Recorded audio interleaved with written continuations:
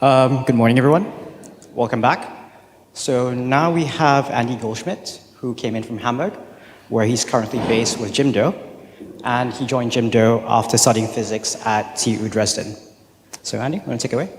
Yeah, thank you. Yeah, I'm going to talk about ABI.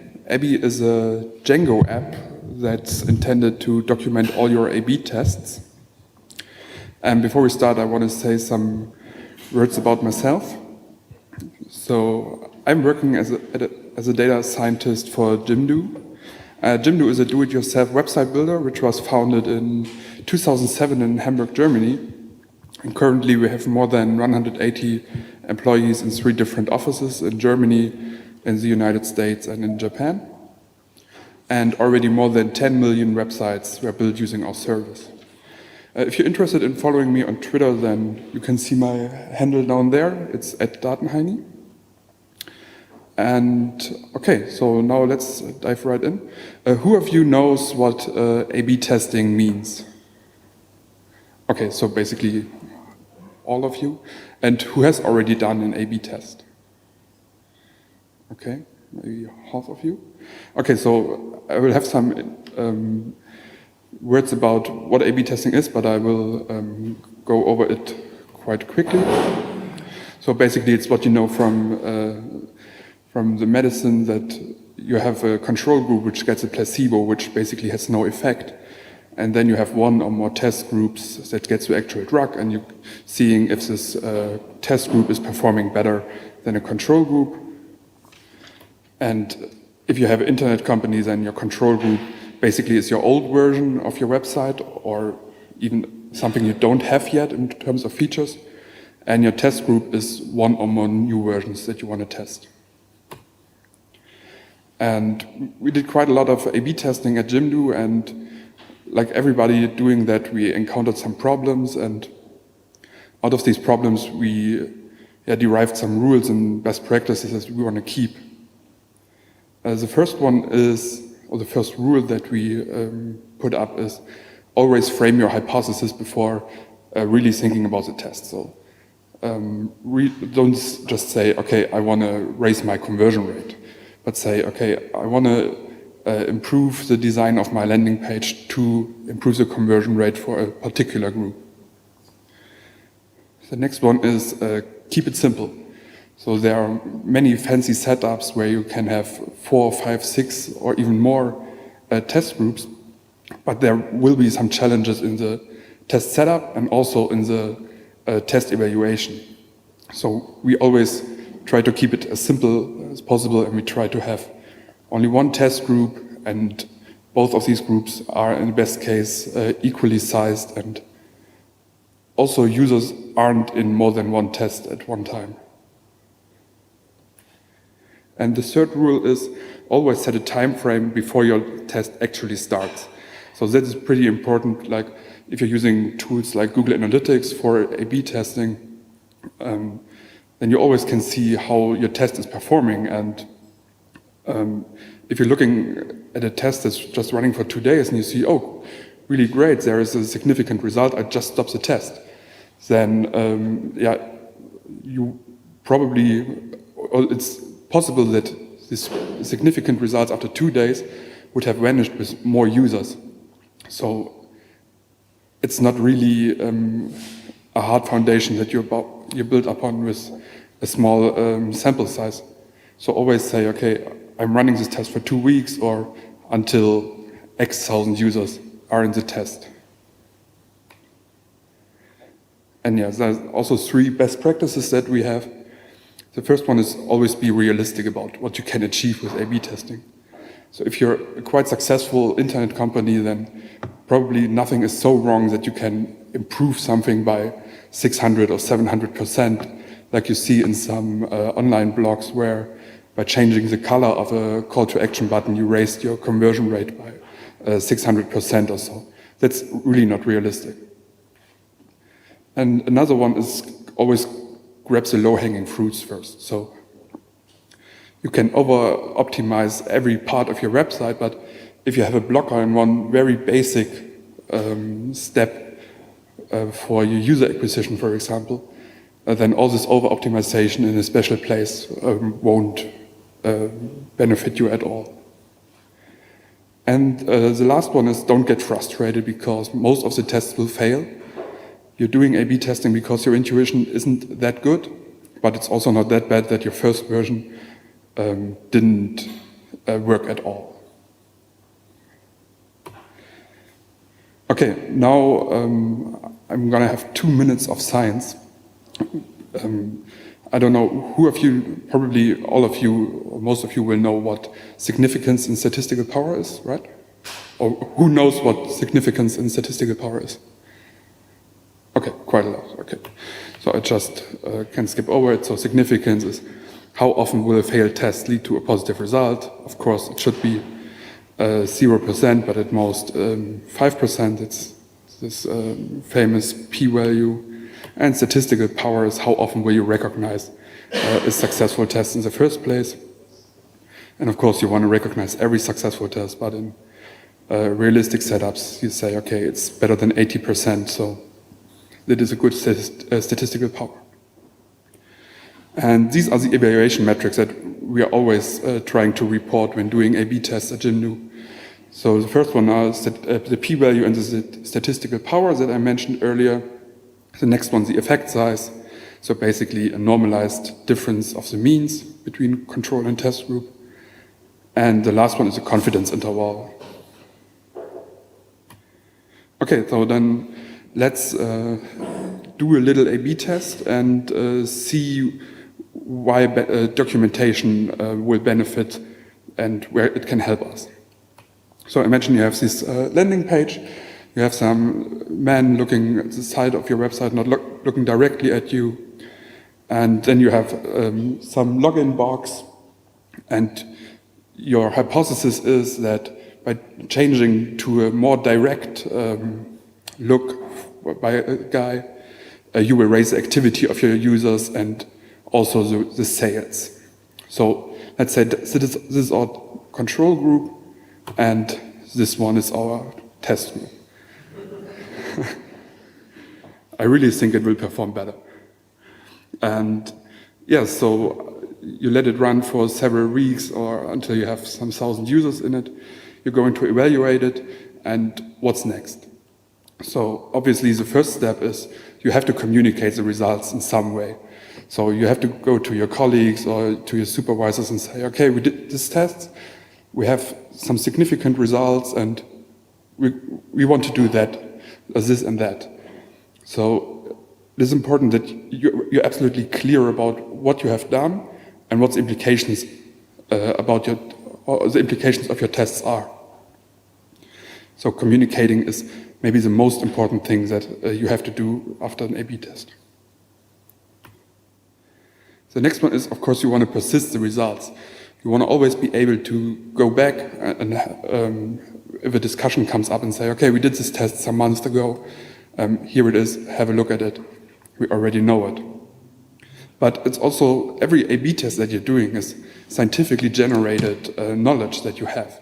And that's really, really valuable because maybe that's the only place where you can really have scientifically profound data. So an A/B test documentation also serves as a knowledge base for your company. And another point is, with a good documentation, you're going to avoid duplicated tests or tests where you know they won't work for your customers. Because you have done tests and you know, if I tried it with a more direct version like this second landing page that I showed you and you know, okay, that just won't work, then I don't have to test it again. So probably you're asking now, if everybody has this problem, then there needs to be a solution for it, right? But we did quite a lot of research on Google, and we really didn't come up with a proper solution. So there are some specific solutions. For example, MailChimp offers A/B testing for their email campaigns, but it's not a general solution, not for every A/B test that you're doing. And another great advice is you just use an Excel sheet or something. But in our opinion, we went to that path, and it was really painful, and it really didn't work out quite well, because it's a pain to maintain it with different teams, and it's difficult to maintain all the evaluation metrics that you want to have, and you can't filter properly, and so it's really not the best method for this kind of problem. So what did we come up with at Jimdo? Or what is ABI? ABI, the first, most important thing is it's a central place for our A/B test documentations. So if we in the data team do an A/B test, or a developer or a designer, then everybody will create a test in ABI, and he will know what others have done, and he knows where to look it up. And we also tried to design it in a very simple and easy to use way. So if a designer who hasn't a lot of experience doing A/B tests can easily look at it and see in this one central place, okay, this was done on this kind of users. What was tested is easily visible, so you don't have to go to a data scientist or so to consult about an A/B test. And it's also helpful to keep track of our evaluation metrics. So that was a problem before we had this ABI. Then I came up with a test, and I wanted to know what's the effect size of a test, and I was unable to find the numbers. Instead, I only found some R evaluation scripts, and was like, oh, there has to be a better solution. And that was really the kickoff point for starting developing it. And of course, we also tried to encourage the best practices that you saw earlier.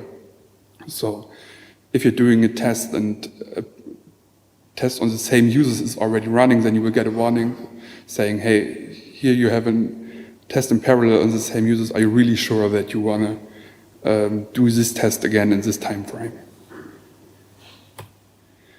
And last but not least, it's also a productivity gain. And that's maybe the most important part for a business.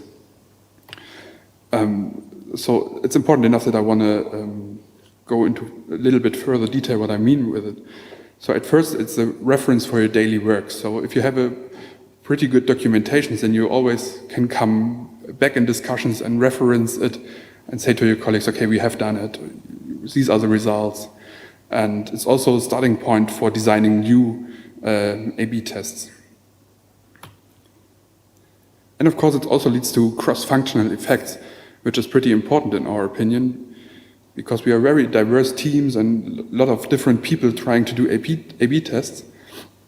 And if there's this synergetic effects, then a designer can see an email campaign for one of our marketing guys and say, hey, we can do it a lot better in a different place, maybe on the landing page directly.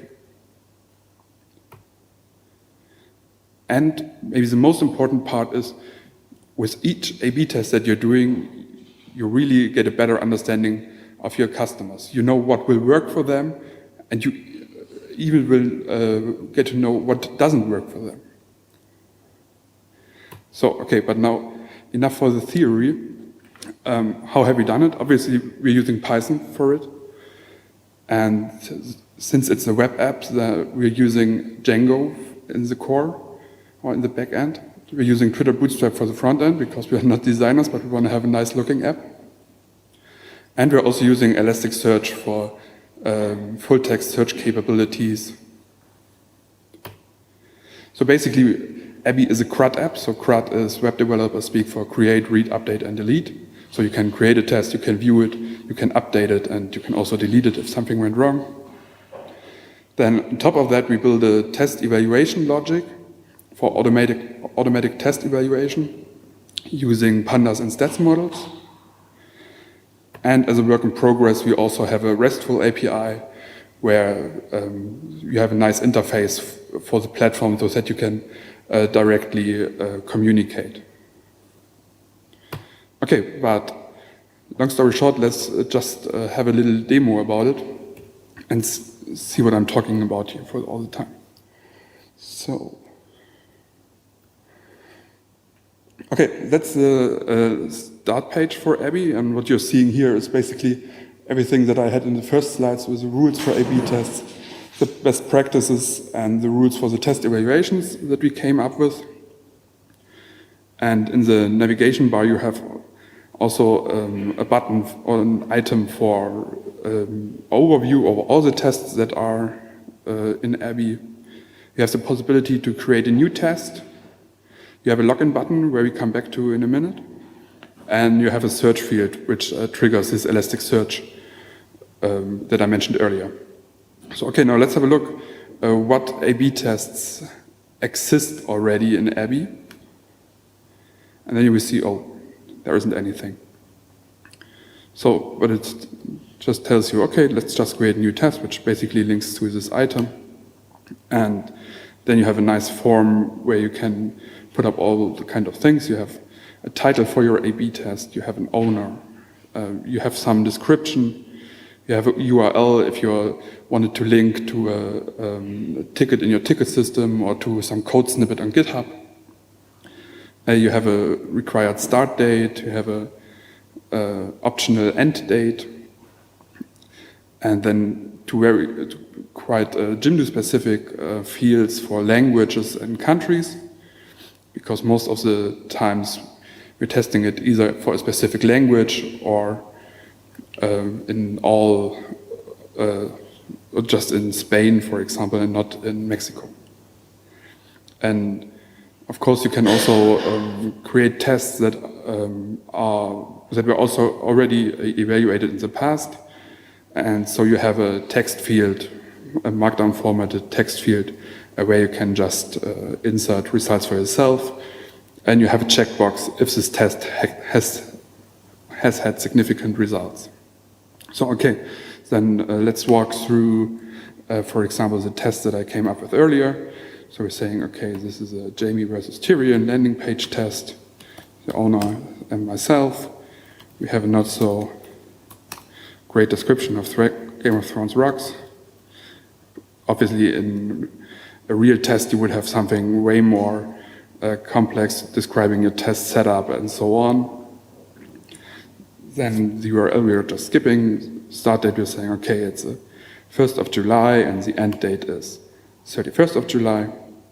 And we don't have any restrictions on languages or countries. And now we're just saving it. And then you're seeing, oh, okay, I messed up the description. But everything else is right here. You have July 1st to 31st of July, so it's running for 30 days. You have this little description in the bottom. And you also see that I have the possibility to upload additional images to it. So let's just do that and just use Jamie version first. And then you see, okay, I have the first thumbnail, then I'm also uploading the second one. Okay, and then you see I have both my control and my test group, or the images for my control and test group, right in the test. So if I'm coming up with it later on, then I have a quick reference which exactly was tested, and if I just click on it, I see the full screen image. So, and if you look in the overview, then not very surprising that there's one test, and the status of the test is running. So, okay, so if you just update the test, then you can have finally the right description for it, and let's just say, okay, it didn't run to the 31st, but only till the 15th of July. You can update it, you have the right description, have a little text calling you that it was updated successfully, and in the overview it's now saying, oh, it's not significant, because the test isn't running anymore, you haven't inserted any or uploaded any results, and haven't clicked this little checkbox, so Abby says, okay, that's not significant. But now we're coming back to this little login button that you saw earlier. And if you're just clicking on it, and I have my dummy credentials. No, I don't want to save that one. Okay, it looks better. So you're jumping back to the homepage, which maybe is not the best. Yeah, so normally it wouldn't have this break in it, but it's kind of for the resolution. So if you now just click on this test, then like before, you have this update test possibility, the delete test possibility, but you're also seeing in evaluate test button. And the reason it's only visible if you're logging in is if some marketing guys are looking at then we really want to hide it from them, and only members of the data team should evaluate tests automatically, because it's kind of experimental still. And what you're seeing is you're prompted to upload a file, you have some things to put up, and now just have a look how this CSV file has to look.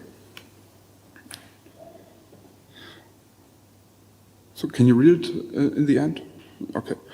Okay, so basically what you have some kind of header, and for each participant in the test, you have a single row. So the metrics that you have are the active user, the sales, and some flag telling you if this user was in the test group or in the control group.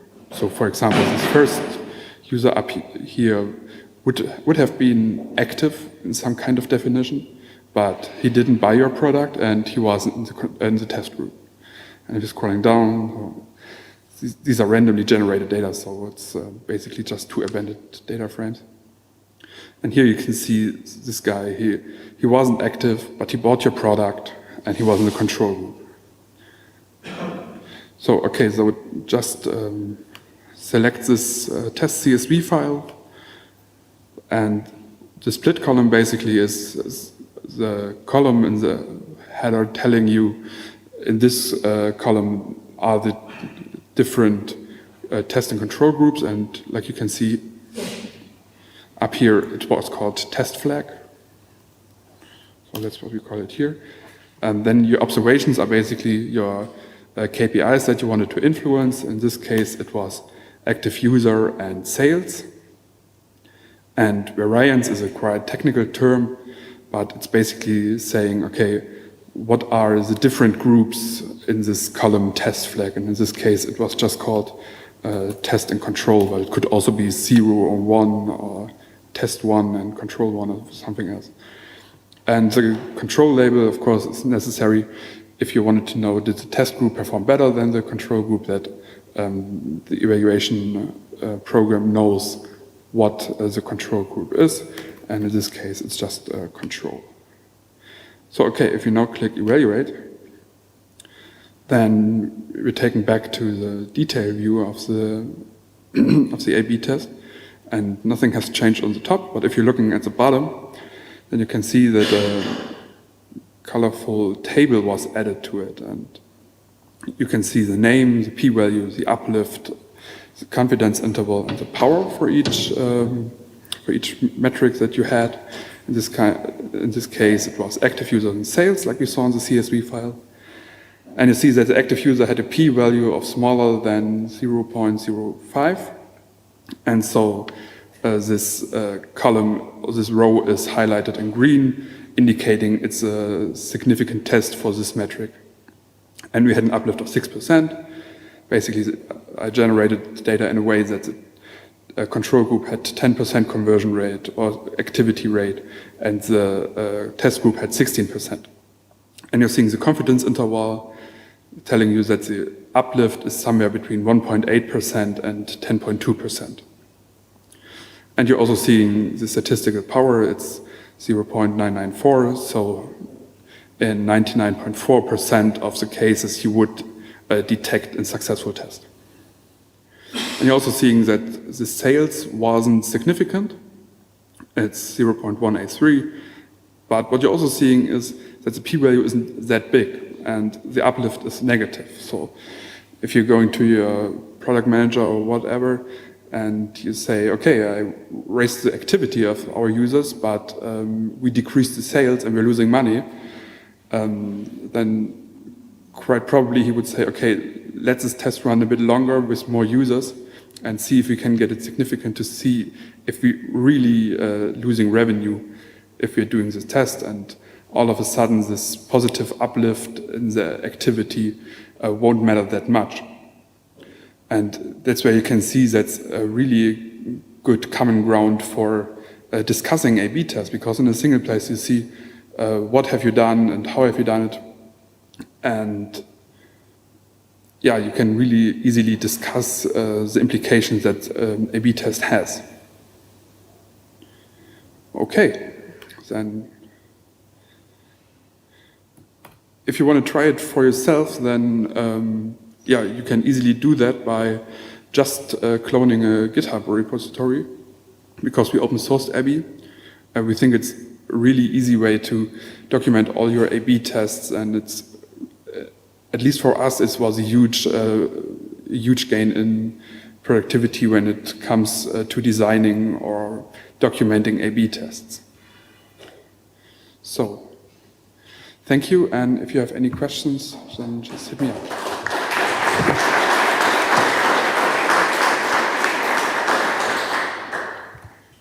Yep, does anyone have questions? Well, in that case, I have one. Oh, sorry.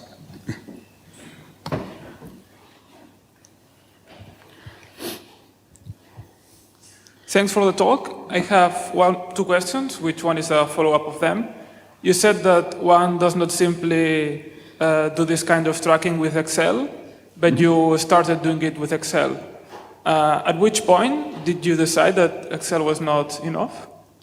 Well, we had it in Excel, like you said, but it's really basically every test was a row in the spreadsheet, and the rows were getting really long. So that's the first problem. If you have a description for your test, then it's really a lot of text isn't really feasible in a spreadsheet. That's the first problem that you have. And also, if you don't come up with the right format, so like you forgot to report some evaluation metrics, to maintain it backwardly, it was really a pain. And then, yeah, it basically was really that at some point we said, okay, we need more control over the A/B tests.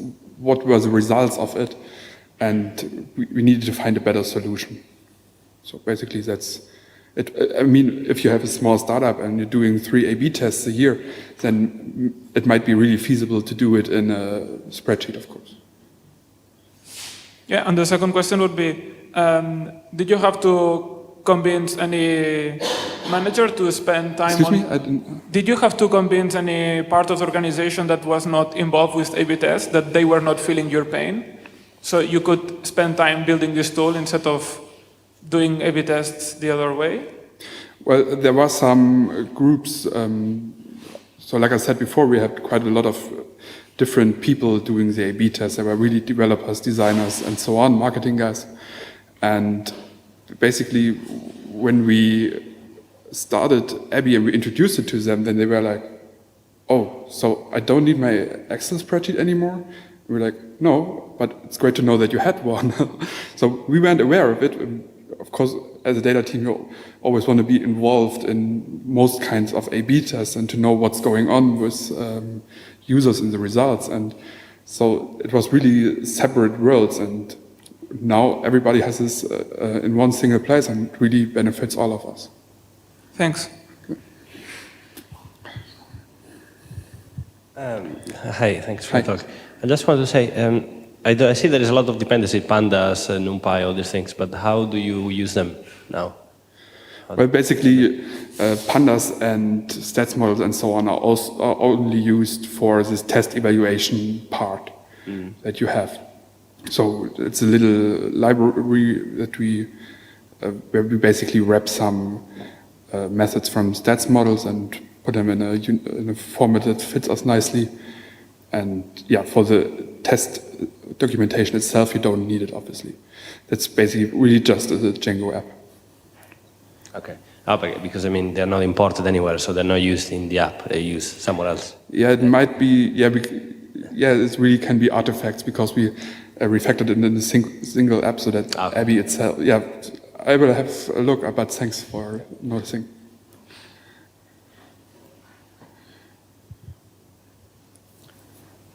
Anyone else?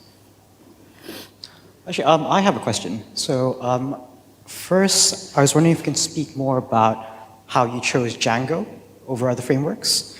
And secondly, when I was running A/B tests, we ran about, I don't know, about 20 tests a week. And what I found difficult was deciding on what new tests to try out. So I thought I wanted to get your thoughts on perhaps using machine learning to recommend new tests.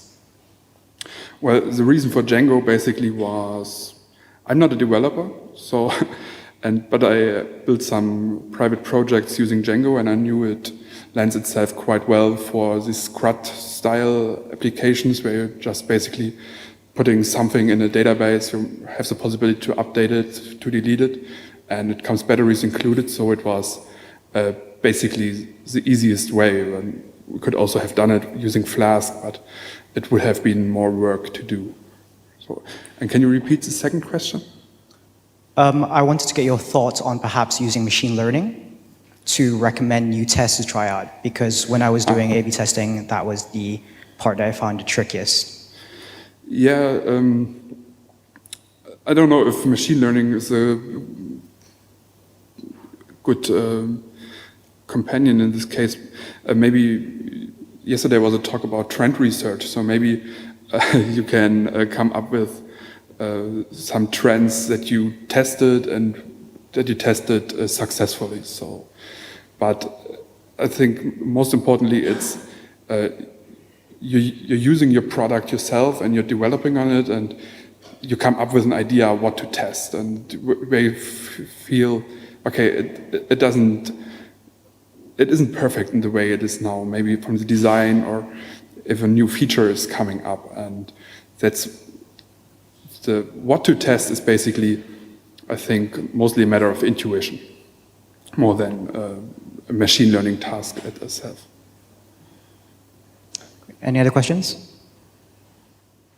Okay, so let's have another round of applause for Andy.